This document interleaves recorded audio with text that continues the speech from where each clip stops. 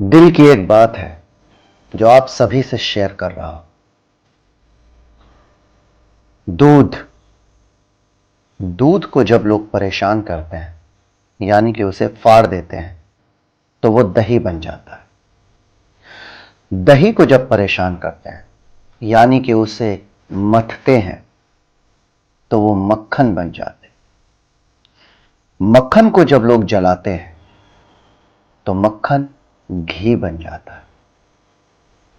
अब दूध से महंगा दही होता है, दही से महंगा मक्खन होता है और मक्खन से महंगा घी होता है।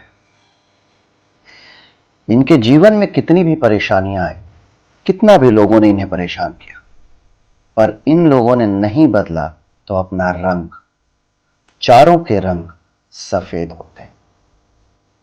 इसी तरीके से जब भी आपके जीवन में कठिनाई आए, जब भी आपके जीवन में परेशानियां आए, जब भी लोग आपको परेशान करें, आप अपना धैर्य मत खोइए, आप अपना रंग मत बदलिए। जैसे दूध, दही, मक्खन और घी ने रंग नहीं बदला।